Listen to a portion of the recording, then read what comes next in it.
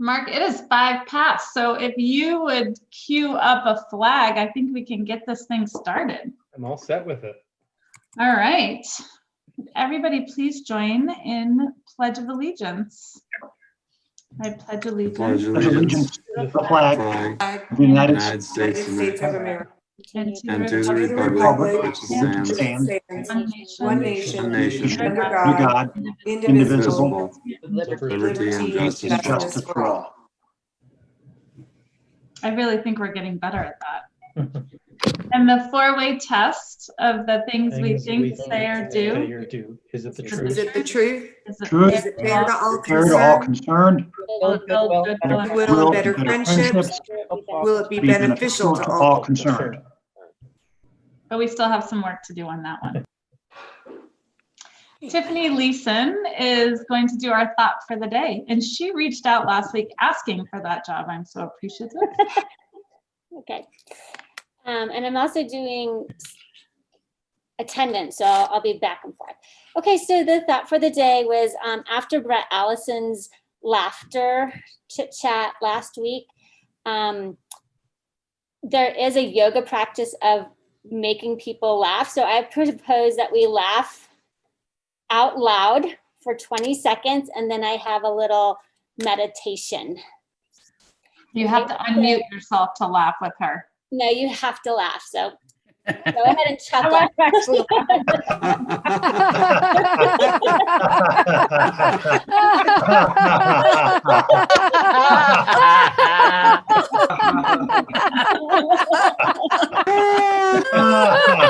Sony to this.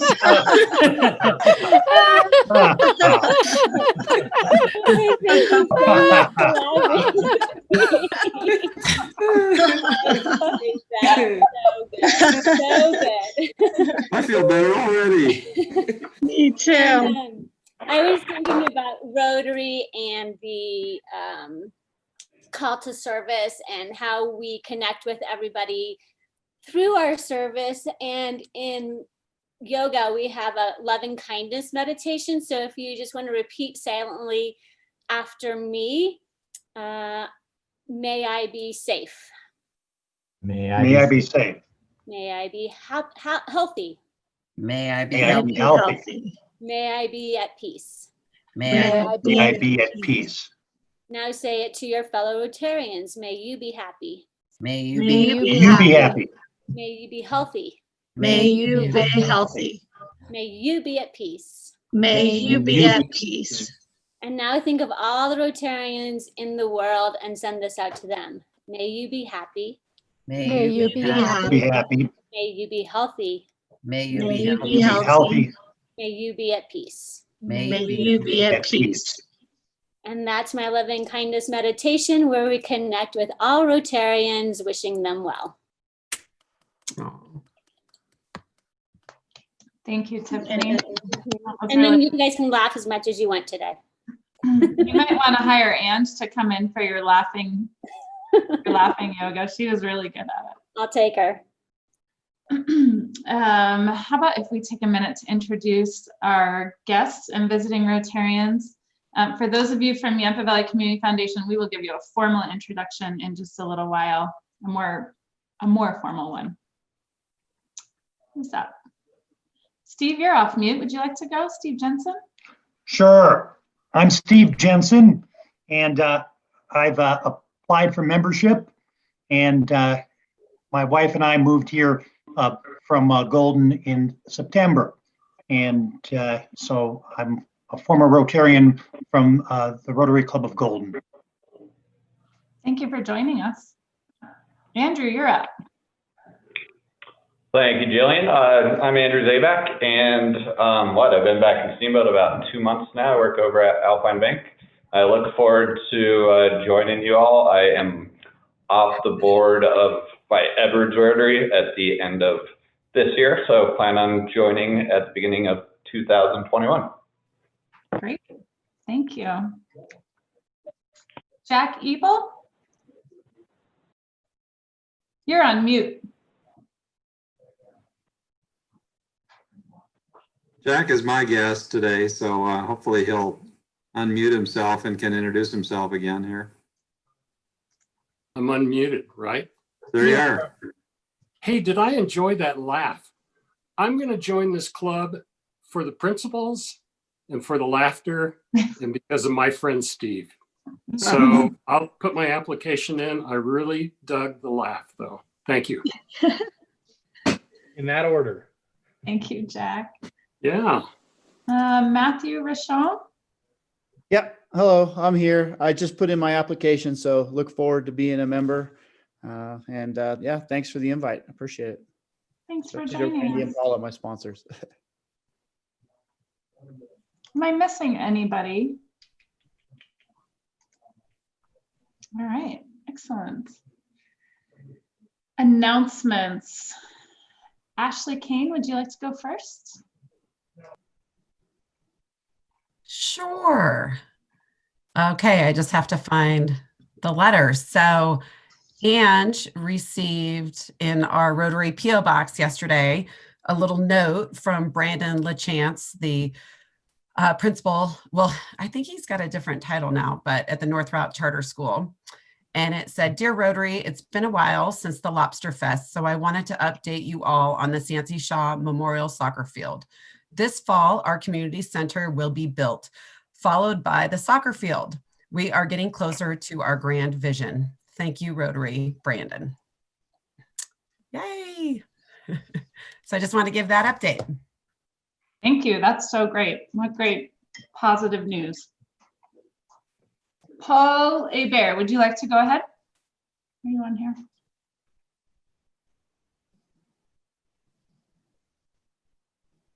I don't see Paul. We will bump him to next week. He had an update on the Kirkow Rotary water supply extension. Adam Wilson reached out today. He has broken his hip and pelvis, going a little bit too big in the first 2 weeks of the mountain being open. Oh, no. He says, broken hip and pelvis, quote, "sending it early season. The air was gnarly, the landing was not. No surgery needed, working through the pain. Don't need anything really except maybe some red wine for my wife." So if you know him or you know his family, reach out. Marcy was part of the conversation, so I'm sure that if anything changes with his situation, she will. Lori's going to make some cookies and drop them off tonight. Perfect. Since he's our neighbor. Steve, yeah, great. Maybe I'll drop off some wine too. It sounds like that's the must. And then I spoke with Brian Harrington last week. I just want to remind everybody, if you get a chance to reach out to him, and if you're feeling that you really appreciate what he and the other public health officials in our community are doing, reach out and tell them, because they are, although probably most of us really appreciate them, the things that stick with them are the ways that they're getting beat up. So he could use a little extra love and TLC from our group here. And then the Rotary Fa La La was this week. Oh, well, the preparation for the Rotary Fa La La was this weekend. We have so much amazing talent in this town. From our club, Karen Schneider, Carrie and Jen Shea, John Holloway, and much to her dismay, Margie Tracy all participated in this. Margie said, "I'm not going to sing. I'm not going to sing." And then she started singing, and I was like, "Oh yeah, you're going to sing." They were all so talented, such beautiful voices. We got 12 performances recorded. And in the next day, I promised to have out the program. It'll be 12 nights of singing and 12 nights of featuring a restaurant around town. Each of those restaurants have provided a special that they're doing, and we are just encouraging people to carol virtually and order food from these restaurants to help them out through this next couple of weeks. So we'll get you that, hopefully all of your questions, and it'll all be really understandable. Sung's daughter, Jevin, has been helping work on the program, so thank goodness for her. Any questions, we can talk about it later, you can email me or we can stay on after and talk about it more. Are there any announcements is there a way to invite the general public? Yes, we're gonna do this on Facebook. We're gonna hopefully all share it like crazy on Facebook, and we're trying also to get other publicity as well. Maybe some television. Lori's been working with Shannon Lukens. Loretta's been working with some local television. Brian is involved doing some interviews. So we're gonna try and get this out there as many ways as possible. We're gonna email out the program and all the details later this week. So hopefully we'll share it with 109 Rotarians, and you guys will all share it with whatever groups you're comfortable with. And Paula, I'm sneaking away. There's so much going on. Paula works this weekend. These are gonna go with every to-go order. Some ornaments, some Rotary ornaments. So when people order, they'll have a little Rotary to take home with them. So we will, Ellen's getting an article in the paper. Will there be a way to access the program other than Facebook? We will post it on our website, and we will try and get it on some other public areas. But the way we have to really spread it organically without costing a bunch is through Facebook, through social media. That's still kind of a work in progress. If anybody wants to be part of that, let us know. Okay, so we can continue that as more questions come up, but we should move on to today's program, which is Tracy Hyatt from the Yampa Valley Community Foundation. I'm going to introduce them, Jillian. Excellent. Thank you, Lori. Okay, thank you. I'd like to introduce Tim Walganot and also Tracy Hyatt from the Yampa Valley Community Foundation. And thank you both so much for coming today. Tim, Tracy must really like you because she sent me a page and a half of how wonderful you are and all your background. So I will just highlight some things, and at a later date, you can share all your information. I'll actually give this to Jillian and she will put it up on our website. I'm sorry for the dog bark. But Tim has worked both in the private and public arenas, for profit and nonprofit for sectors in partnership with government agencies and by developing strategic collaborations. Along the way, he has successfully learned to harness the talents of diverse stakeholders to pull in the same direction by building with shares, values, and interest. Tim has played a leadership role in successful efforts in starting nonprofits, including the Colorado Cattlemen's Agricultural Land Trust. That was a mouthful. And the Buff Lake Nature Center and the South Dakota Agricultural Land Trust. He also was the director for the Love of Colorado, which is a collaboration of water stakeholders across the state seeking to address the funding gap standing in the way of full implementation of Colorado Waters Plan. He also is a graduate from Yale, their School of Forestry and Environmental Studies, and has a BA in biology from Brown University. He likes to spend his time with his wife, their 2 dogs, and as much as he can see of his 20 and 24-year-old daughters. We are really lucky to have Tim as the new executive director of the Yampa Valley Community Foundation, and I ask everybody to reach out and get to know him. He's really a great guy.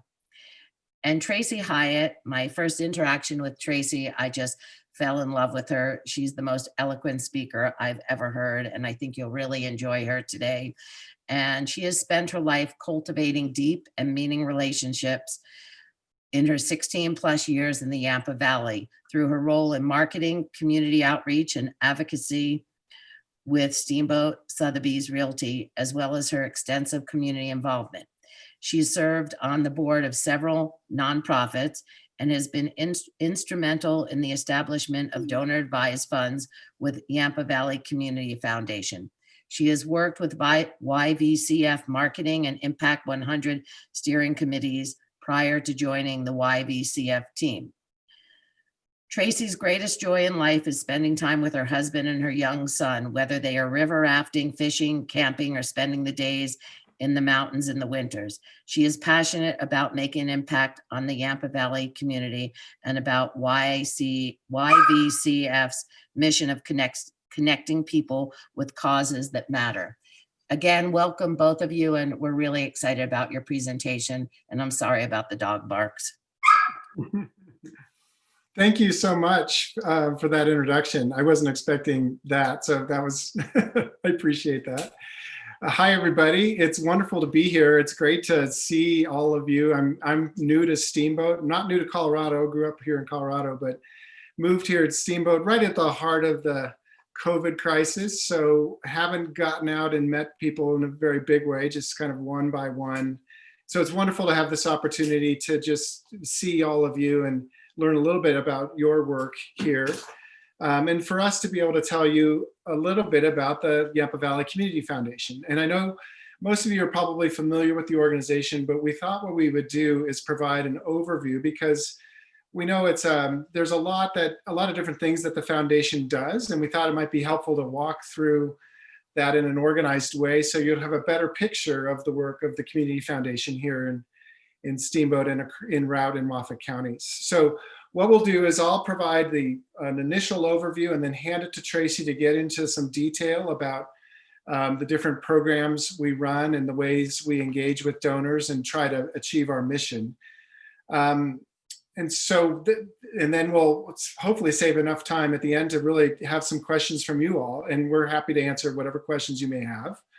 I feel really lucky to be part of a great team of people, including Tracy, but also including some people that are Rotarians. So Paula Cooper-Black is one of the founders of this organization. I'll talk a little bit about the history in a minute. Tara Weaver and PJ Warden are also members of our board. We have a great board. They commit a ton of time, and they are such good advisors and ambassadors for us in the community. So we're really proud to have both Tara and PJ and Paula, of course, on our board. Also, I think Helen Bell, there's PJ, hi PJ. Helen Bell is one of our other awesome staff members who's listening in on the call. So maybe she'll be available at the end as well to answer questions that Tracy and I can't field, but we'll do our best. Before I get started on the foundation itself, we are happy to be leading the Yampa Gives Day. And so I thought it would be worth mentioning that is today. If you haven't yet given to your favorite nonprofit, today's the day to do so. We've already got 2,500 donations that have come in, raising over $600,000. So we're on pace to match or exceed what happened last year, which was about 3,600 donations and about $800,000 raised on this one day. So we'll continue to track that. Do we have a PowerPoint? Are you running that, Tracy? Do you want to go ahead and pull that up or share your screen? Sure, yeah, absolutely.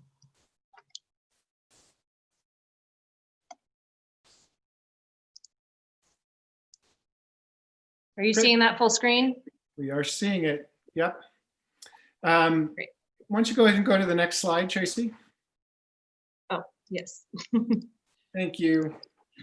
So I'd like to start by just talking a little bit about what a community foundation is, because it's a unique entity within the IRS tax code. I'm sure most of you are familiar with private foundations. The difference between a private foundation and a community foundation is pretty simple. Private foundations are established by a single benefactor. It could be a family, so it could be a whole bunch of family members, or it could be just a single individual. But private foundations generally, well, not generally, they get their money from basically a single source of money, and they then just give that money away over time and however they choose to do so. A community foundation is by definition funded by the community, so multiple sources of donors, and so we demonstrate that every year. Every community foundation has to prove to the IRS that they're supported by the community, which makes it a very different kind of entity. Private foundations like the Bill and Melinda Gates Foundation or the Gates Family Foundation here in Colorado or the Piton Foundation, they all get to choose how because their money comes from a single source, they get to choose how they're going to send that money out to their beneficiaries. And so often you'll see in private foundations very specific kinds of missions related to the kinds of things they want to support. Community foundations, on the other hand, because they are supported by and really are a creature of the community, tend to have much broader funding missions. They tend to fund across the board in health and human services, in education, in environment or recreation, in education, big, broad issues. And that's true for us as well at the Yampa Valley Community Foundation. Generally, they also see their role as really promoting local philanthropy and supporting the work of local nonprofits. Community foundations typically provide donors with a lot of different ways of giving and tools to help them achieve their philanthropic goals in different ways. So that's what a community foundation is and how they differ from a private foundation. Next slide, Tracy. Here in the Yampa Valley, we've got a long history. The foundation really began in 1979 when a group of people, including Paula, came together to save what was then the local college. And we're, over a few years, we're able to successfully achieve that. And so then they started to turn their attention to other issues that were really local in nature. In 1995, they added community to the name and purpose and formally became a community foundation. There are thousands of community foundations across the country. There are dozens here in Colorado, and they vary in size from really quite small to really quite large. The Denver Foundation, for instance, is a community foundation, is probably one of the largest in Colorado, if not the largest community foundation. You can read this slide. In 1996, the Community Foundation partnered with Steamboat Ski and Resort, and in kind of a unique way that helps create a significant source of revenue for operating costs for the foundation.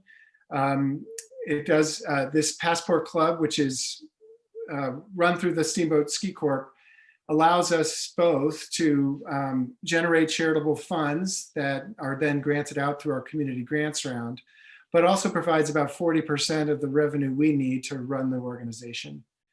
Currently, we hold about 150 different kinds of funds. We have, this slide's a little out of date. We have about 25 million in assets that we manage. And we have 6 employees now, so a couple are part-time, but you'll see their pictures in the next slide, Tracy. So Tracy, as you'll hear, is our donor engagement manager, and Helen is our community impact manager. Holly Wilson, who normally manages our offices, has been managing Yampa Gives Day for the last few months and is currently out waving signs and doing what she needs to do to make sure that's a successful effort. Jenny Campbell joined our team formally this year. She's been working for the last year on a contract basis, helping us implement some new systems. And then Karen O'Connor is our CFO and HR director. The mission of the foundation simply is to encourage philanthropy in the Valley. What we're trying to do is increase the dollars that go to support nonprofit causes and really try to address the most important, most challenging issues that we face. And of course, our region includes both Routt and Moffat counties. So while a lot of our donors live in Steamboat, they're also very committed to making sure that the entire economic ecosystem here in the Northwest really runs well by supporting those who are in greatest need across the region. So that was basically what I wanted to do. And now what I'd like to do is hand this over to Tracy to get into a little bit more detail about the kinds of things, the tools and the different programs we run at the foundation to realize that mission. Tracy, why don't you go ahead? Yeah, thanks. And I apologize. I didn't know for sure if Helen would be able to join us, so she didn't get a proper introduction, but she is absolutely integral to what we do at the foundation. So Many of you probably know Helen. She's a longtime resident of the Yampa Valley and super passionate about her work. She spearheads the efforts at the foundation with our nonprofits. And so she and I work together to kind of connect the dots between donors and opportunities for giving that are meaningful. So my job is donor engagement manager. I thought it was interesting, the 4 pillars or the 4 statements at the beginning for Rotary are very much aligned with what we do at the Community Foundation. So does it build friendship? And I would add, from our perspective, does it build community? So building friendship and community, is it beneficial to all concerned? Really, that's where we come from. I mean, we try to find ways all the time to help our local nonprofits. That's what Helen does. And I find ways to help individuals, families, and companies sometimes identify giving opportunities that are going to be fulfilling and meaningful to them, because philanthropy is not entirely altruistic. People do it for lots of reasons, and one is because it makes us feel good. It makes us feel connected to our community, and that's an important piece of it. And especially right now when we are quite disconnected, to have that connection with our community is incredibly important. So there's lots of ways that we help donors or people who want to give charitably become aware of different opportunities, different organizations. We offer some of those through our organization. So this slide just shows a few different opportunities. This is a very high level and very general slide, but we have some giving circles. If you're not aware of these, Impact 100, this group is intended to be the conduit for the next generation of philanthropists. So the idea behind that is collective giving. So it's 100 people give $100, which creates a pool of $10,000 that is then granted back to the community. We do have some sponsors for that program, which allow every single dollar that is donated to be granted back into the community, which is pretty awesome. Normally we would have 4 events a year, social events, which is a huge piece of impact as well, but we've had to pivot like everyone else. And now we're doing those virtually. So I'd invite you to think about joining Impact 100 as a way to learn more about nonprofits. We have presentations from 4 nonprofits, and then the group of paying members at our event in April will decide how the $10,000 is going to be allocated to those 4 presenting nonprofits. And that's a very quick overview of it. I don't want to spend too much time on that, but if that's something that sounds interesting to you, please reach out to me. We also have a women's giving circle and a WZ giving circle. The Women's Giving Circle, Paula is very much involved with that as well, was one of the original founders of that giving circle. That is for women who give $250 a year. It's a fund held at the Community Foundation. So the $250 is a charitable contribution that goes into a fund. That group takes proposals from nonprofits on a rolling basis throughout the year for individuals, largely women, children, and seniors who have an immediate need and need some funding that there might not otherwise be funding for. And to date in 2020, that group has given out $28,446 to individuals in need in our community, which is pretty phenomenal. The WZ Giving Circle is similar. It's about 30 people who give $2,000 each to a fund at the foundation, which is, you get tax acknowledgement for that donation. And same thing, they take proposals from nonprofits on behalf of clients who have specific immediate needs. And I could give examples of some of these, but we've worked with advocates to provide home security and replacing windows with shatterproof glass for one of their clients. We've worked with Colorado Center for Independence, Northwest Colorado Center for Independence, on installing lifts for people to get a child into a bathtub, things like that. So the work of these groups is really incredible. And WZ this year, in 2020, has granted out over $63,000 to individuals and families in need in our community. So those are just our giving circles. We also have what's called donor advised funds. Many of you are probably familiar with these. Donor advised funds right now is a good time to think about a donor advised fund and whether that might be a good financial and giving tool for you. You can open a fund at the Yampa Valley Community Foundation with as little as $5,000. You get a one-time charitable contribution for the total amount of the donation, and then that money is in a fund and allows you to really think about and be strategic and thoughtful about your charitable giving. So a lot of times at year end, people who need some tax write-offs will say, oh, I need to make some donations this year. And it's kind of like, okay, I'll give $1,000 here, I'll give $2,000 there. And there's not necessarily a lot of thought or planning behind it. So a donor advised fund is a great way to say, okay, I have to get this tax write-off. I don't know exactly what I want to do. And I also don't want to deal with all that record keeping and accounting of all those receipts to all those different organizations. You can open a fund at the foundation, get one letter for your tax purposes, and then we can sit down whenever you're ready and talk about identifying causes and organizations that are going to be important and meaningful for you. And then you can make really thoughtful giving decisions. So something to think about right now. We work with a lot of people. I think we have 75 donor advised funds. Then there's lots of different steps in our kind of ladder of engagement, as we call it. The last would be legacy giving. And that's, we have something called the Sleeping Giant Society, where we recognize people who have made provisions in their estate plans for giving after their lifetime, to continue a legacy of giving in the Yampa Valley and continue to support organizations that they love in perpetuity or for a set amount of time after their lifetime. So we can set all of that up as well. This is a quick slide, just kind of going over, this is from our 2019 annual report. So this shows what we did in 2019. We, through the Yampa Valley Community Foundation, there was $1.5 million in grants to 176 nonprofits in 2019.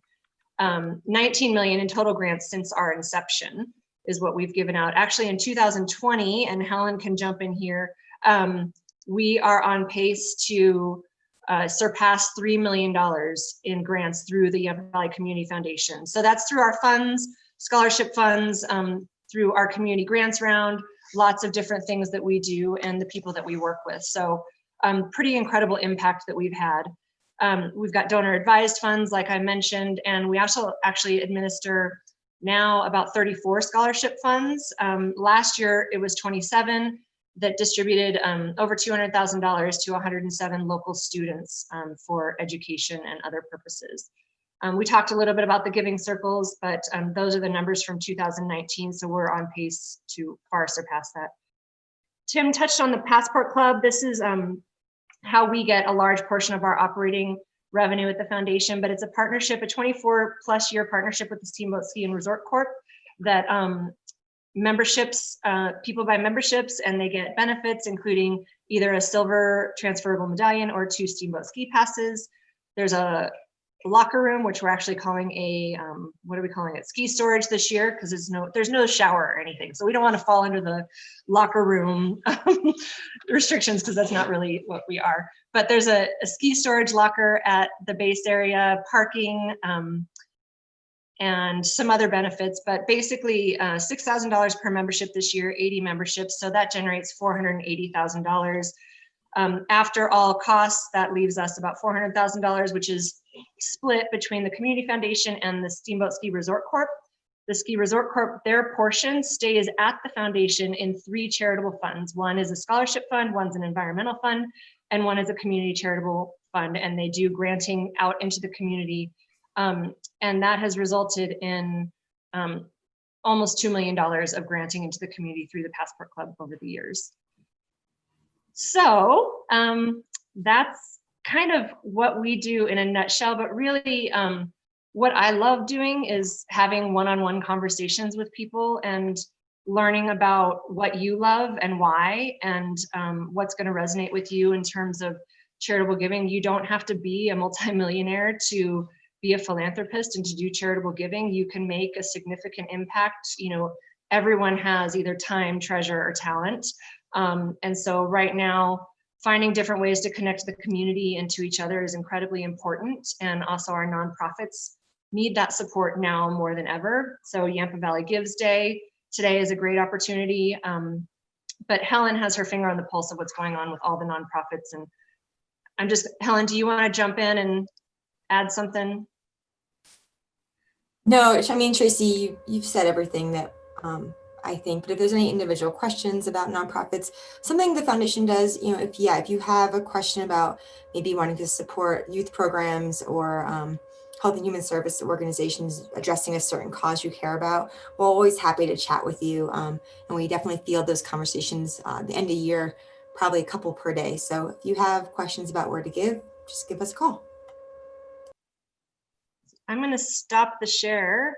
Thanks, Helen. We love what we do and we love this community. And we know you guys all love the community as well. And so we're here as a resource. I mean, really, that's what we are. A resource to support our nonprofits and to support those who want to give in finding ways to do that. Thanks, Hey, Tracy. Tracy, are donor advised funds, are they endowment or do you have the option? How are those? Yeah, so depending on the amount in the fund and your plan for it, we can set them up as endowment funds, as endowed. Most donor advised funds are not endowed. We also have a couple options. So we can either invest a donor advised fund in what we call the fixed income pool, which is essentially a money market fund. It doesn't generate much, many gains or anything like that. We also have a long-term investment pool for if a fund is at $10,000 or more, which obviously is for a long-term horizon and subject to gains and losses of the stock market, but that allows your investment to grow over time. I was talking to a donor today who had started a fund about 3 years ago with, X dollars, let's just say for the sake of demonstration, $20,000. It was in the long-term investment pool. They have granted out about $8,000 from that fund. And they said, well, where's our fund balance? It's getting spent down. I'm like, actually, no, your fund balance is higher than your initial $20,000 investment because it's in the long-term investment pool. So that's another beautiful thing is the money can grow over time tax-free. And that just gives you more funding available to put back into our community through a charitable capacity. Tracy, I have a question. It's Mark. Hi. I'm not sure if what's being highlighted or what. Say I have some stock that's appreciated in value. Can I donate that to the community foundation and forego paying capital gains on the gains of that stock? Yes, indeed. Yes. Yeah, good point, Mark. That's another thing that we can bring to donors is just the use of a variety of different tools and strategies for charitable giving, and appreciated stock is one of those. So that's something we do quite a bit of. And I'm glad, Tracy, you circled back on that issue of the investment, because that is a big advantage of starting a donor advised fund, is that we have a very good fund manager in place who manages our long-term investment pool. I just learned the other day about our year-to-date returns have actually been on the order of 9%, which is pretty good given the drop that we all experienced in the stock market early this spring. So that's a nice thing about these kinds of investments. Now, of course, our hope is that people are getting money out the door. That's our goal, is getting distributions from those funds, but it is also a benefit to allow that money to grow when it can. So this is Larry. Can you hear me okay? Yep. I have a question, Tim, about the word grants. You obviously give a lot of grants to people going out of your community foundation, but do you apply for grants yourself? I've done a lot of that in the past 20 years, applying for National Institute of Health or Department of Defense grants. It's hard work. It's very competitive, but there's a lot of money out there. Yeah, it's a good question, Larry. And it's something I think we could do more of as a foundation, and we will be as we move forward from where we are today, is trying to bring more money to this area, because we've got good connections in the Front Range and also with national foundations. And some of that will require writing grants to support the work that's happening by organizations here in the Valley. So yes, the answer is yes. We have limited capacity to do that right now. So one of our goals is to grow our capacity to enable us to write grants and do a better job of bringing outside dollars in. Let me know if I can help with that. I think Tara had a question about the COVID funds. I saw it in her text. Yeah, Tara put in the chat, Tim and Tracy. I don't know who wants to field this one. Can you talk a little bit about the COVID relief fund that you established this year? I'll start, Tracy, and then you can add color commentary. I think Helen should take that one. Yeah. Not me. Well, Go ahead, Tim. I'll start and then I'll pass it to Helen then, because it's true that Helen should probably talk about this because I wasn't even here when that started. But it was such a great idea that the staff had, and the role the foundation played, I think, was a critical role of kicking off an opportunity to a place where people who were concerned about the COVID crisis at the very beginning could make donations and enable a group of community members to make decisions about grants. It was kind of a unique thing. And so, Helen, are you still on the line? Do you want to talk about how that came about and what you were able to accomplish through the COVID grant? Yeah, absolutely. Yeah, and back in March and April, things were really chaotic, and the community wanted to come together and support our nonprofits that were on the ground, really working with the most at-risk populations. So the foundation worked with other local funders, United Way and Routt and Moffat counties, to create this fund. We also worked with some government agencies and just got a bunch of the community on board to say, this is what we're going to do with the money. This is how we're going to create this fund. The fund raised almost $400,000. All of that money has been distributed back to the community. We made 39 grants to about 35 organizations. Some organizations may have come back and applied again.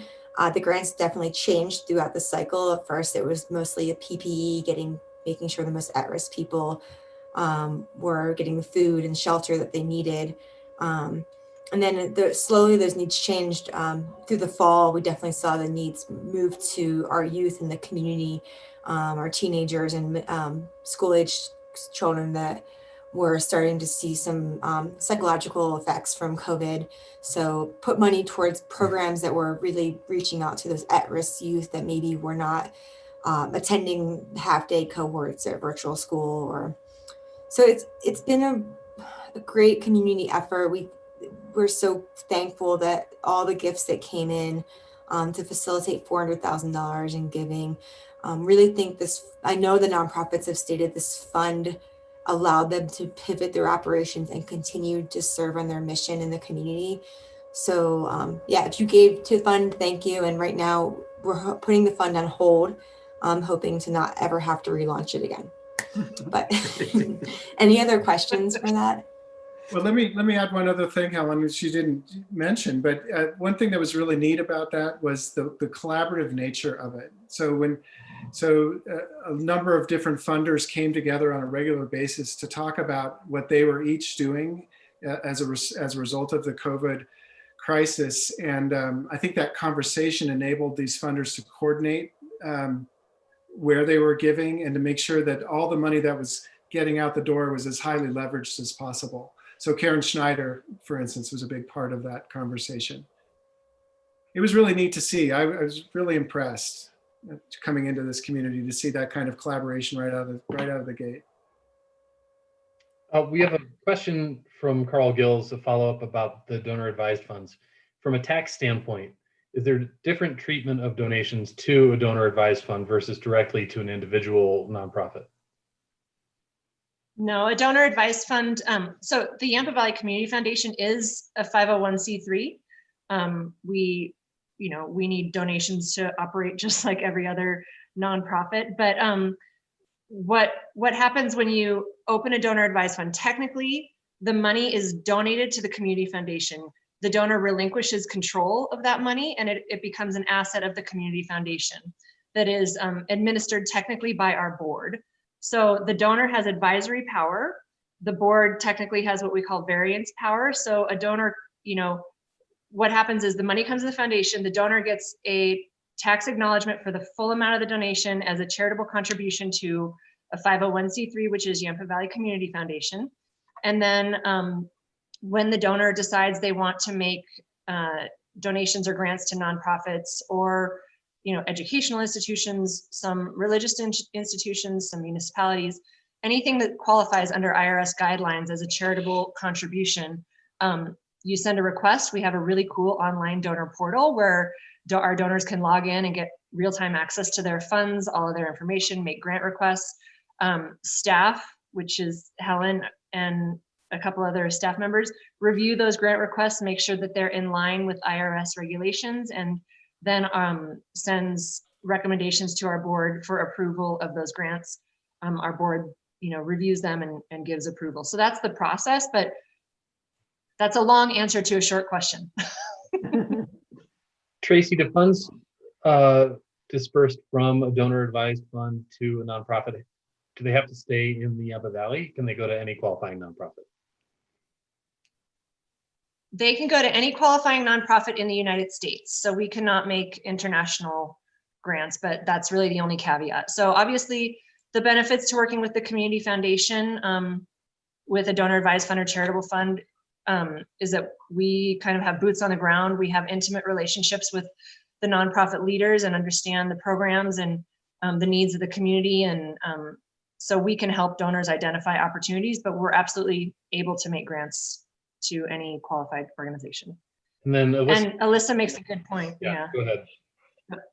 That donor advised funds can't be used to fulfill pledges. And donors can't receive donor perks or benefits from the organization. So you can't, do sponsorship of an event out of a donor advised fund where you're going to get a large amount of marketing benefits, or you can't buy tickets to a dinner out of your donor advised fund. But for the most part, if you're making charitable contributions to organizations that you want to support, and that's what Helen does. She kind of reviews all the requests that come through and gives them a thumbs up. And usually if there's any questions, we're able to work through most of them, but it's pretty straightforward.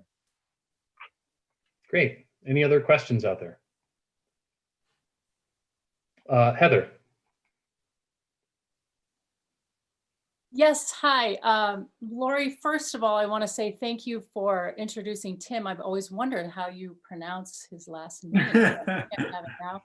Yeah. And Tracy, they miss you at Sotheby's, I know, but I'm sure you're having a good time, but it's so good to see your smiling face.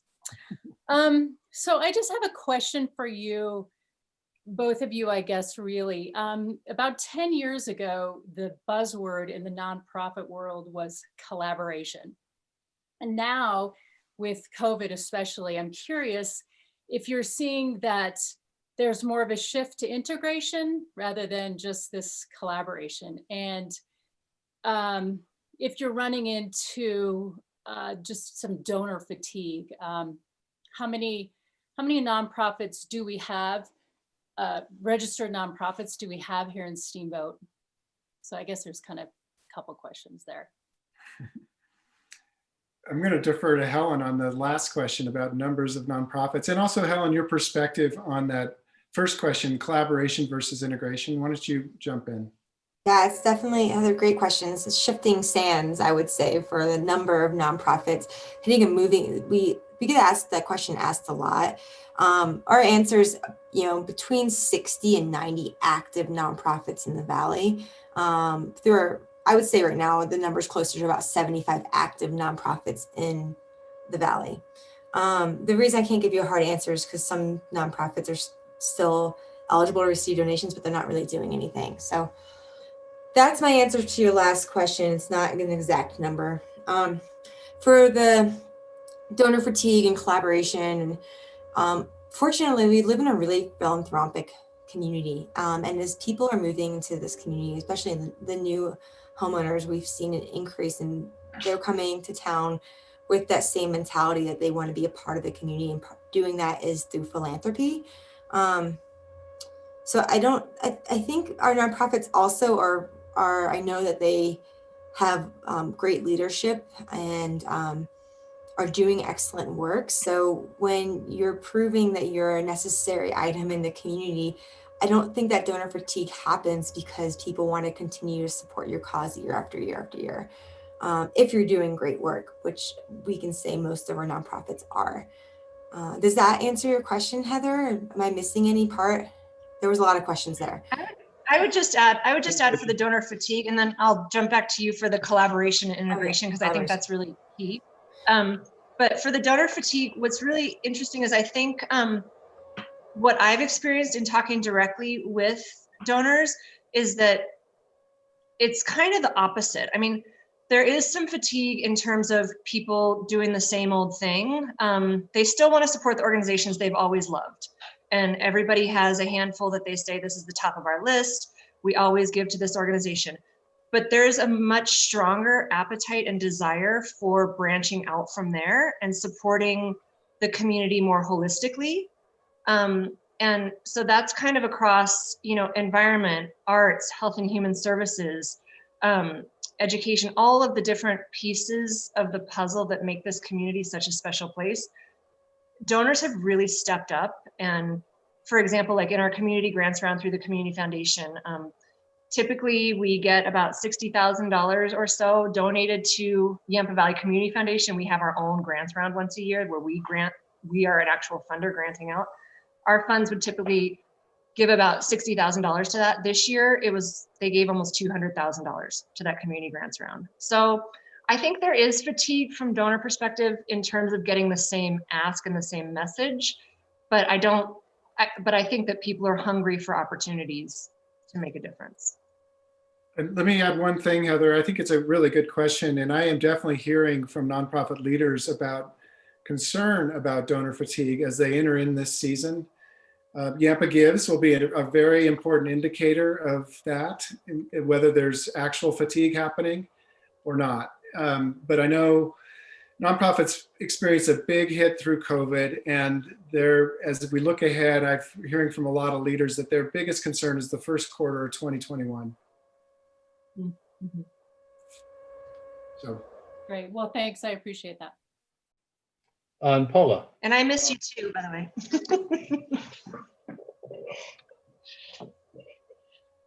Paula, go ahead. Two things to answer Ellen's question. Yes, the Steamboat Rotary Club does have a donor advised fund at the Community Foundation. Quite frankly, the Rotary Club was instrumental in helping us get off the ground. They made an initial donation of $10,000. We've made a concerted effort, the club has, to grow that fund, to get our members to donate. And maybe one of you can look up our fund's balance, but our first goal was to hit $500,000. We have done that.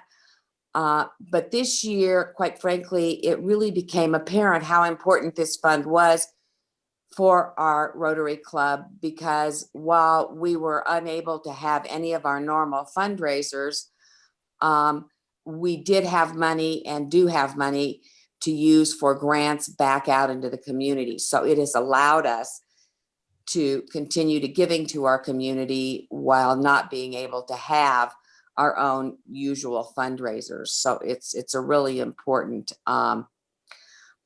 instrument for the Rotary Club. I just got, I guess, in the chat that our balance is at $810,000, which makes me absolutely amazed. So let's push to $1 million, because all of that allows us to put more money back out into the Community Foundation. But to answer the question, yes, our Rotary Club fund is a donor advised fund under the umbrella of the Yampa Valley Community Foundation.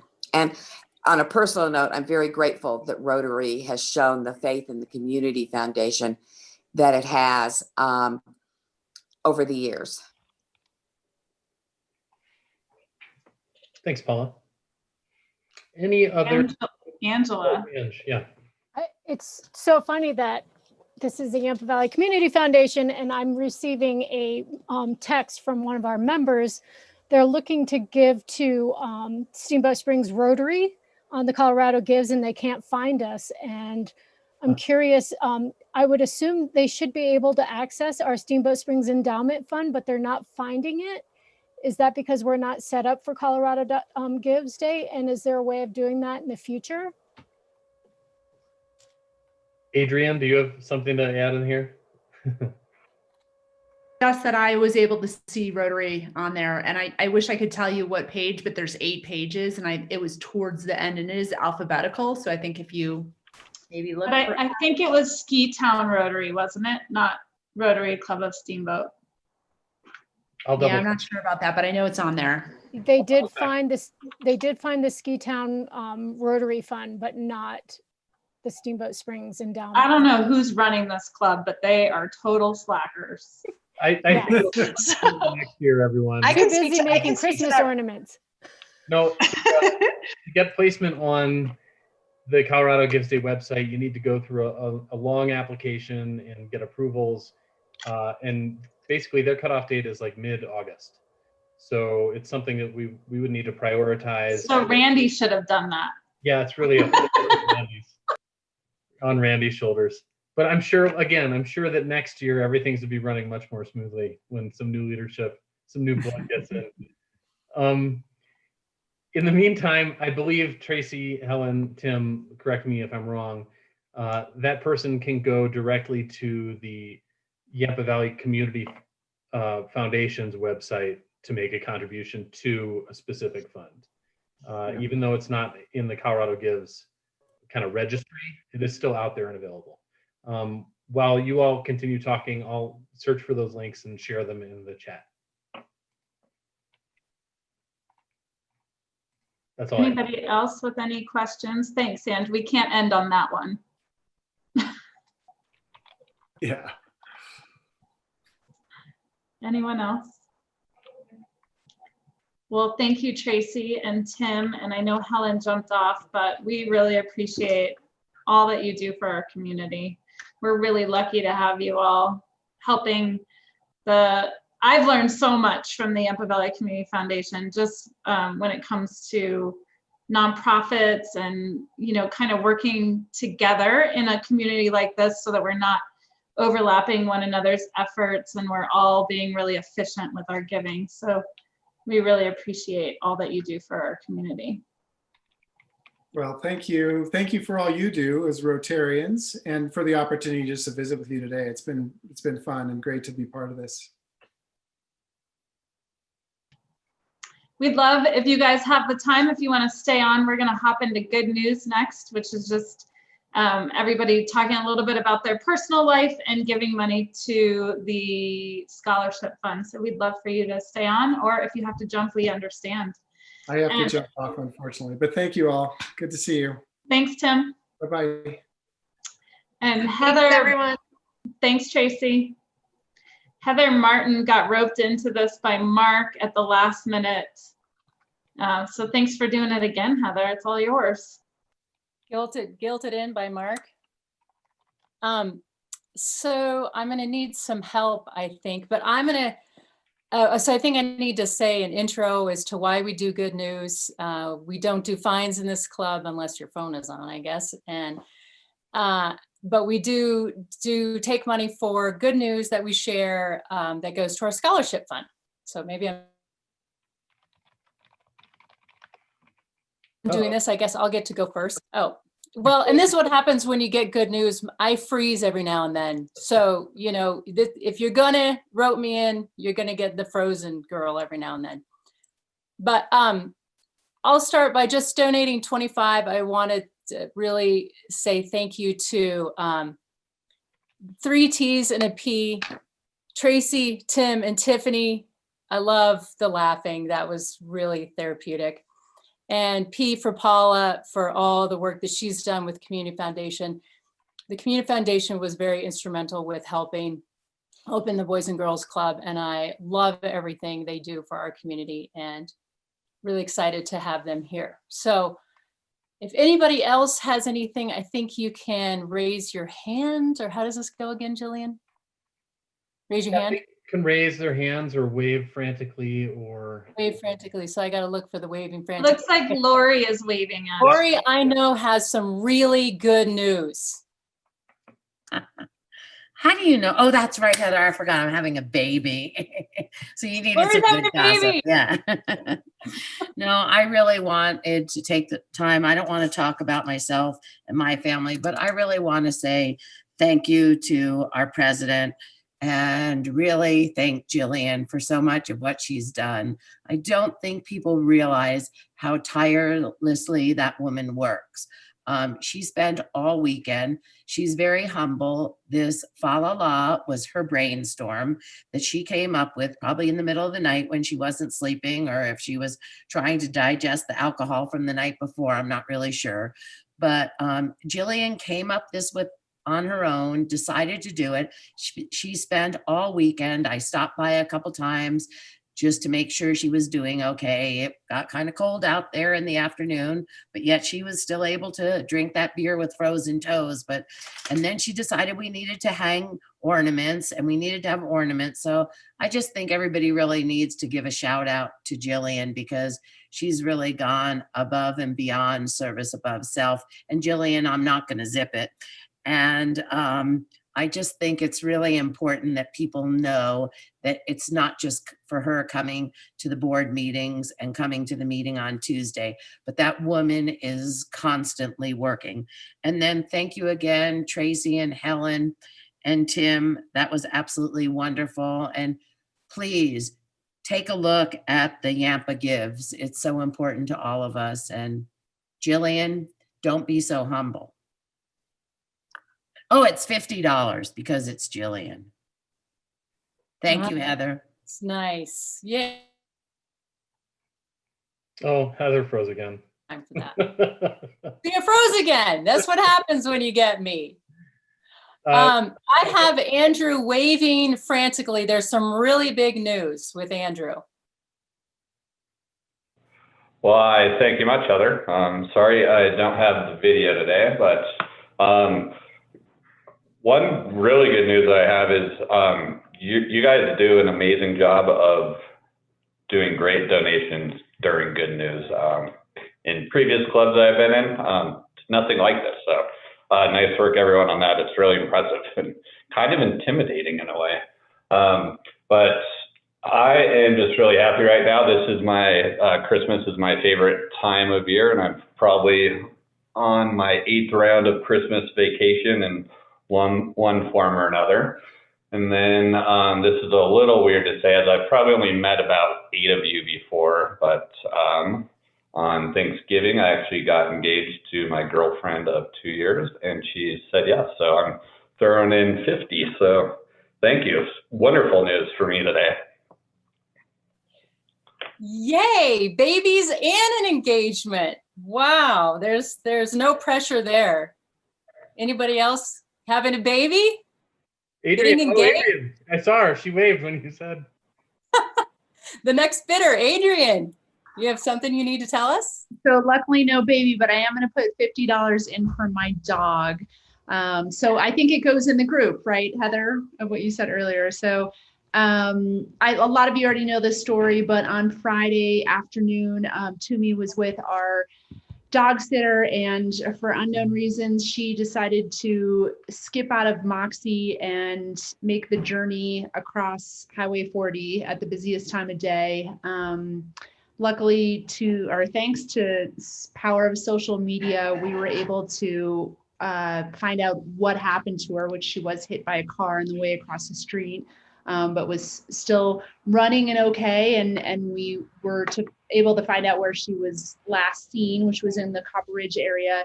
And a huge group of people in our community stepped up to search for her and spread the word and call and text and pray and all those things. And 17 dreadful long hours later, we found her, and she's doing great. She's sitting right by my feet and is even more spoiled than she was before. So we're really thankful for the Steamboat community to help us bring her home. So that is it. What a great story. The power of social media, like you said. I did see your post and was thinking about you. Heather, I saw Paul Hebert waving frantically. Paul Hebert waving frantically. Well, it wasn't frantically, but it was waving. As you all, or many of you know, I lived in East Africa for about 10 years, and about a little over 3 years, we lived in Kenya.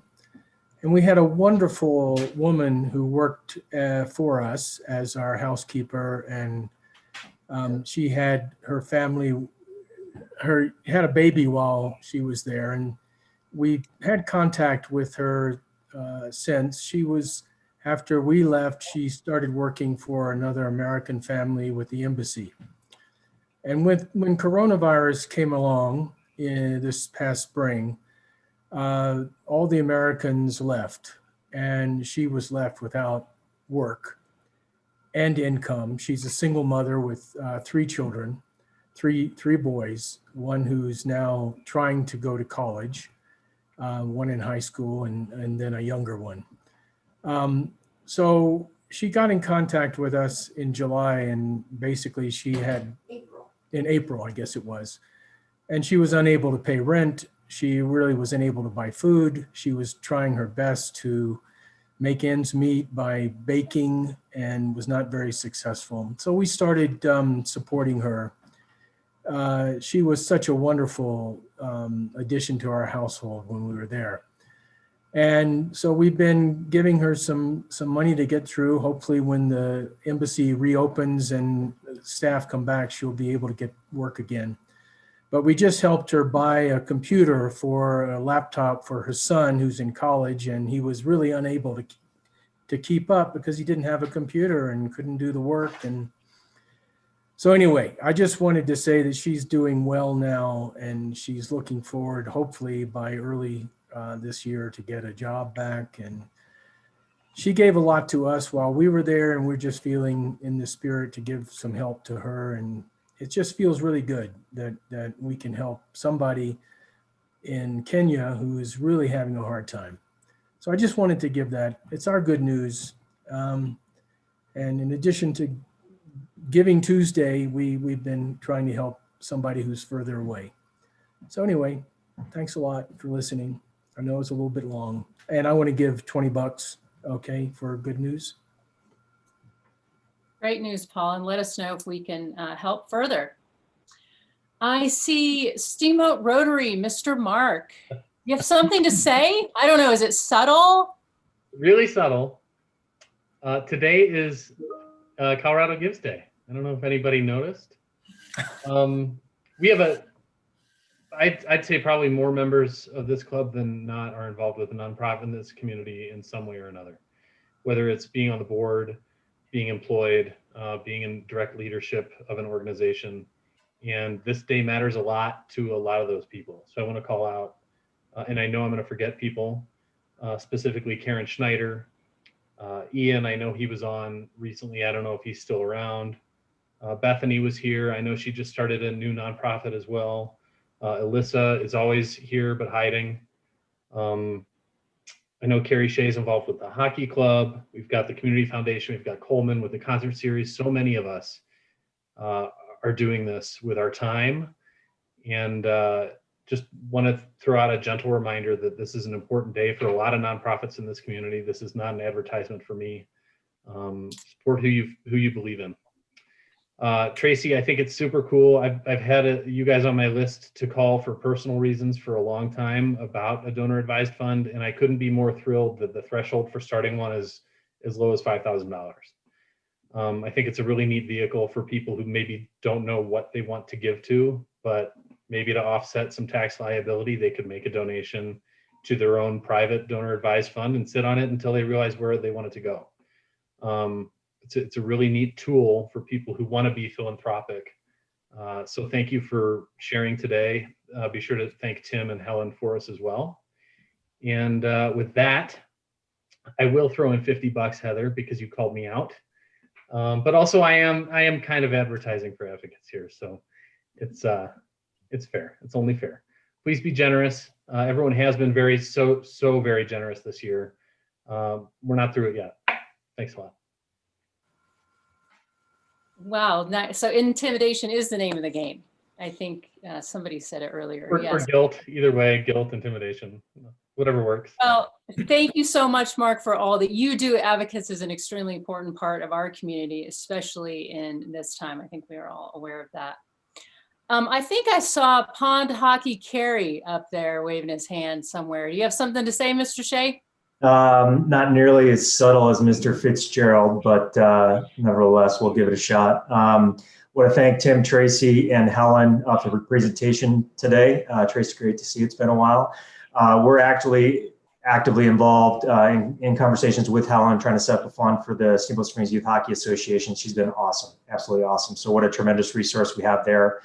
I'm also very, very pleased to share that I'm going to officially hand the baton and the singing realm over to Marge Margie is an unbelievable singer. Jen and I walked up and we almost kept on walking past the venue because it was that good. And, yes, I think Margie, you've officially taken that title away from me. So I'm happy to pass that on. Tremendous talent we have in the club. Echo that, Joe, and thank you for all you do. Obviously, a lot of time and coordination is going into yet this other project that is quickly growing some legs. And obviously, we're doing everything we can, but it's at the function of your leadership and your guidance and your inspiration. So thank you for all that you do. And I just want to add one really cool item that this morning, amidst all of our collective effort to try to keep some normalcy and certainly within the youth ranks, try to keep our kids active and sane and mentally challenged. This morning, with the help and initiative of the City of Steamboat Springs and the Parks and Rec Department, we officially were able to skate on the tennis courts down at the Howelson Parks and Rec area. 9 News actually was on location, got some footage of the kids out there skating. So I do want to give a shout out to the Parks and Rec Department, Angela, Alexis, and Dimitri Chase down there. They've been trying to get super creative with all the restrictions, and it's starting to make its ways. Thank you. That is awesome. I'm going to add that to my list of things to do on my 12 days of Christmas. Go down there. Thank you. This is like Colorado Loves Day. I think Cam has something to say. Yes, I would like to put in $50 for good news, and just to say congratulations to Tiffany Leeson. We sold her house today, so that's a good one. And yeah, here's to you, Carrie, on the outdoor ice. When I first moved here many years ago, we used to skate outdoors, and then it got moved inside to a beautiful ice arena. But I think what's really cool is the kids get to experience again what it is to skate outside, and really the essence of what ice skating used to be. Instead of being an indoor sport, is now an outdoor sport again. So some good things happen with COVID, and this is one of them. Thanks. That's awesome. Cam, do you remember the broom ball? When they played broom ball here outside of the rink? Yeah, that was the first and only time I dislocated my shoulder. I've never really hurt myself until I played broom ball. Never again. Yeah, it's so fun. Let's bring that back, Carrie. It's on your list of things to do. Okay, Larry, I think I see you raising your hand. Yeah, thank you. I'm humbled to talk here today with all the great public speakers in the group. But for those of you that don't know me, I went to the University of Colorado graduate school, so I've been coming up here for 50 years, but as a vacationer. Became a homeowner 5 years ago and a permanent resident last December on my birthday, of all things. But Ange, I want to donate $25 for the scholarship club. And the good news, if you want to call it that, is how grateful I am that the Steamboat people have accepted me, and I've made a lot of friends, and it's just been a really rewarding experience this last year to get to know the natives here. So I want to give you a list of why Steamboat is paradise. And I think what we'll do next week is we'll have a test to see who was listening to me. Number one, the natives are not pretentious. Number two, I don't have to drive I-70 to get here. I can just fly into the airport locally. You can drink, number three, you can drink the tap water. You know, but New York City has very good water. Catskill water is really good. I also lived in Jersey where there's super funds in every county. Anyway, of course, Champagne snow is super about the mountain here. And because as I get older, I get more sensitive to height. I think this is the lowest base area height of any area I know of in the West, at around 7,000 feet. So I'm going to repeat these so you don't forget them. Not pretentious natives, no I-70, can drink the water, champagne powder, Bayside 7,000. Thank you very much. $25 to you, Ange. And thanks for your email.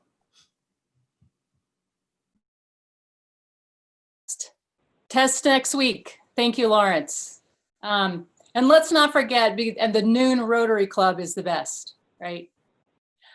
Tara, I think you're somewhere. Tara. Hi. Hi. I want to piggyback on Lori a little for my friend and really amazing, humble leader, Jillian. The amount of work that she does for this club and for her family and for the community is just amazing. So thank you, Lori, for recognizing her today. And then I just also wanted to put some money in for the Yampa Valley Community Foundation. I'm very proud to be on that board, and we're so lucky to have such a great foundation in this community that does such good in the community. So lots of proud stuff today. And since it's Giving Tuesday, I'm going to give $50. Ooh, that's no pressure there. Yeah, Jillian's fun to work with on any team because she's so good and humble. So thank you, yes, Jillian, for all that you do. Ian, I see your name somewhere. And here's me. I also think Jillian is awesome. The holiday tubing party has been a labor of love for me as a committee chair for years now. And it comes at a time when the busiest time of year for me professionally. And this year I was really kind of disconcerted about what, not being able to do it with the pandemic. And then here comes Jillian, and she came out with her ideas, and the next thing you know, we've got a fa la la. So yeah, it means a lot to me to have that leadership, Jillian, somebody who step in and help make something happen that I was really kind of feeling disappointed that it might not. I want to thank everybody in the club that has given to the Northwest Colorado Center for Independence on Colorado Gives Day. There's quite a few of you, and that makes me feel appreciated and acknowledged and a part of a community that has really embraced being inclusive and service and everything that I really have always wanted to find in a community. So yeah, Colorado Gives Day, Jillian, what else did I have? Oh, the Yampa Valley Community Foundation. We enjoy a very tight relationship with the Community Foundation, and I'm particularly impressed with the giving circles, the Women's Giving Circle and the Watershed Zone Giving Circle. We quite often go in there and present a need in the community, and it's just a wonderful conduit for people to give money that goes directly to things like water heaters and fixing roofs and just really keeping people healthy and safe in our own homes, and able to live in the community where we want to live. So, and then Ange, I am also feeling generous today because it's such a loving giving day. So I'll go with $50. Now that my organization is paying the dues, and I get to play Santa Claus this year with puppies, and there's nothing better. Zuma's got puppies. I'm going to meet my sister and take one of the little girls to be a service animal for a woman with multiple sclerosis. Another co-worker of mine is just with a new baby is going to get one of the puppies, and couldn't be more excited. And I'm going to get a little niece that gets to follow Uncle Zuma around and learn how to be the next generation of service animals. So that's my good news. Thank you. Babies and puppies, that's awesome. Ian, thank you so much for all the work you do. We really appreciate your efforts in our community, and the giving circles are amazing. I see Karen Schneider somewhere. That's Karen Ray, actually. Oh, I'm sorry. Karen Ray. I saw Karen S. Yeah, it's because I have multiple iPads in this household, so it says Karen's versus Brian's. But so I would like to give $50 as well today for a couple of random things. One is I got a lesson in bankruptcy court today. We had to sit through a hearing to I am a creditor and my debtor. I had to sit and listen to him, and he owes about $2 million of people and only owes me 60 grand. And I'm way down the list. I found out what a non-priority unsecured creditor is, which makes me last.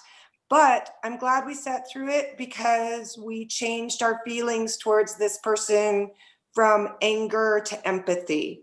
And so I think that was worth our 2 hours listening through the pain of his bankruptcy court. And then the other thing is, my golden retriever passed away 2 weeks ago, but I got second on the list for a puppy in the summer. So we're going to give ourselves some time to do a little bit of traveling before we get the next puppy training. But I may ask Ian for some help because I think he knows how to get dogs to listen to him. So, but my $50 is to convert anger to empathy for this holiday season.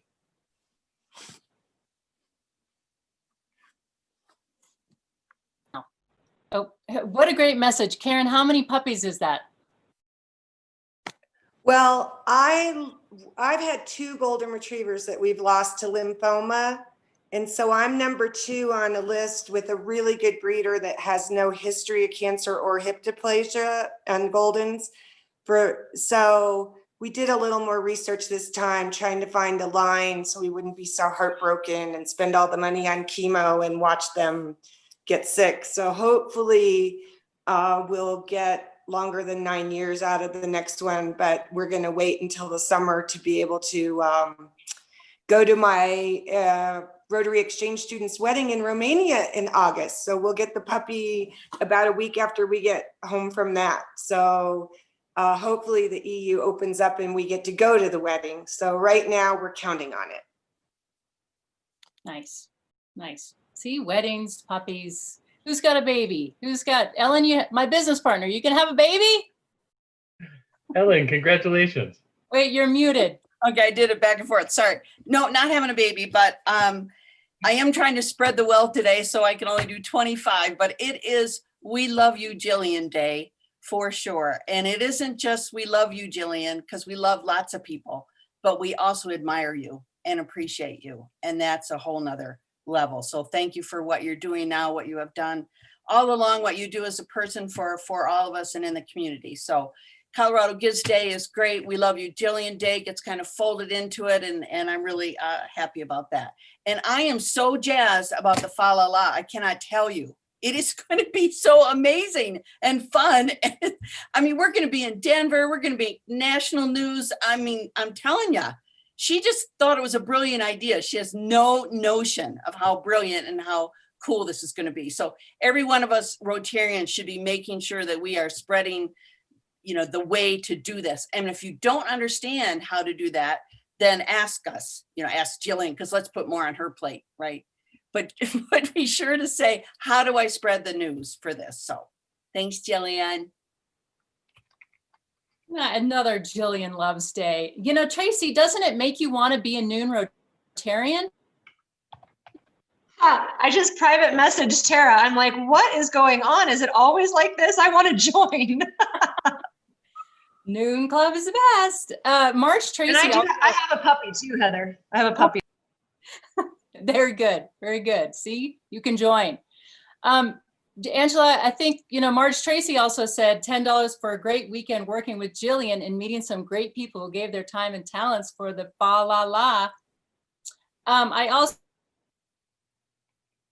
Oh, Heather froze. Carol and Paula. I also see Paula. Yeah. Sorry. No, you're back. Go ahead. Girl. You're back. So I'll put in, I can only put in $10 because I did my my Route County Gives, Yampa Valley Gives today earlier. So I'm sort of broke, but I do want to say 2 things. You know, I agree with everybody about Jillian, but the big thing is that she is really funny, and she is kind, and she makes me laugh, and she's willing to teach me and bring me kicking and screaming into the modern era over my technical stuff.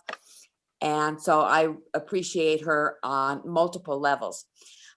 Second of all, I have to correct something that Tim said, and that was that I was on the original board to save the college. I was not.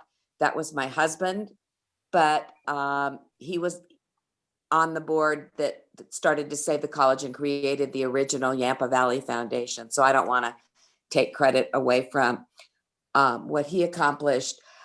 But I have to tell you, fellow Rotarians, I freaking can't believe we're at $800,000. When I went into the Rotary board meeting and asked them for $10,000, you would have thought that I'd asked each one of them to go slaughter their firstborn child. And I had to sign a personal guarantee that if the foundation lost the money, I would personally replace it. I didn't know how I was going to do that. So I am so proud of this club, and I am so grateful that everybody has embraced the Rotary fund at the foundation, because it's allowed us to do so much when we were unable to fundraise this year. So good on you guys for continuing to contribute and have it grow. For your information, we have a spending policy of about, I think it's about 4.5 to 5%.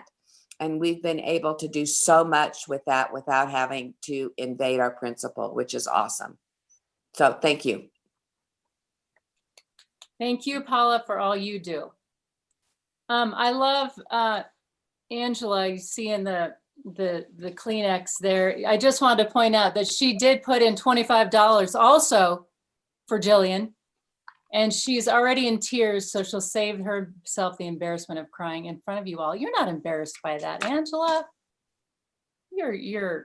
That's old hat. Okay, who else? Oh, do you want to say something? No, that's me just spotlighting her so everyone can watch her cry. Oh. I like that. This is, I'll be Angela. Oh yeah, Carol's got her hand up also. Carol, why don't you go ahead? Heather froze again. Heather, Paul, I'm sorry. Who, Carol? Carol. I'm right over here. Two things. First of all, I've got to put my 2 cents in worth for Miss Jillian. I'll tell you, Ange put me down for 25. She has been great to work with over the last few years, and she's doing an amazing job this year. But one of the tell ways to show that is the fact that our club is growing. And look at the new members that we have acquired. Look at the new members that are right now putting in their applications.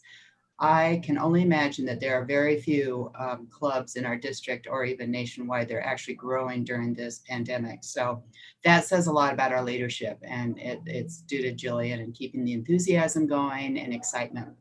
Secondly, I have a puppy story. My golden retriever, Mac, 85-pound, beautiful stud, just produced his 3rd litter, and we have 12 puppies from a little gal that he met up with a couple months ago as of Monday. So if anybody is looking for a golden retriever puppy, we've got a lot to choose from. So it's pretty exciting. So there's some more puppies for you. Carol, I'll be ready in like a year and a half. Well, I don't know if he'll be able to still produce at that time, because they may be going. And you know what I'm talking about. Great time to buy a puppy. Puppy stud. Puppy stud. I love it. So no more meeting up with cute girls down the street, huh? Well, actually, no. The planned ones have been great, but I had to find him about 2 miles away with one that was not planned. So that is one of the reasons that we may be done with his history right now. I love it. Golden's. Great time to buy a puppy. Who else? We may have reached our oh wait, Paul? we got Paul, yeah. Again. Paul? Just real quick, just in honor of Jillian, raise my donation from $20 to $25, please. Okay, Heather, and That's all. Angela. She's the money girl. I'm just the frozen girl. Right. Okay. I really want to call on Melissa Gibson. I want to see how she's working this, doing the. You're awesome. I love it. That's so good. And I'm gonna. So, is there anybody else? Did you see the chat? Melissa threw in Trying 50. to get off, Melissa, trying to get off $50 for Colorado Gives Day. Well, way to go. Anybody I'm missing? I think it's just you, Heather. Well, I wanted to bookend my 25 Bookend indeed. Oh, I froze again? Yeah, you held us in suspense. It's so anticlimactic. Okay, so bookend my donation of 25 to another 25 for Jillian, Colorado Jillian Day. We love her. Thank you for all you do. How about that holiday spirit today? I feel it. Heck yeah, look at that, 685. Heather should be doing good news every time. She just got a good day. She got a good day. Easy. I'm gonna add $50 because I've never had so many nice things said about me, and my palms are sweating and my armpits are sweating, and looking at Ange, I was tearing up, and thank you all very much. I don't know what else to say, but thank you. I think you're all amazing, which is why I'm here every day. Coming up, a board meeting on Monday, December 14th.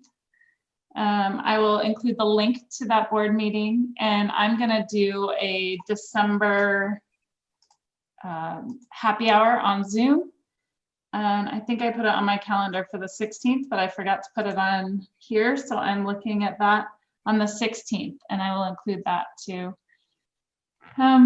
Thank you for all being here. Thank you for all contributing, and thank you for all the nice things you said to me. And thank you for everybody who sang this weekend.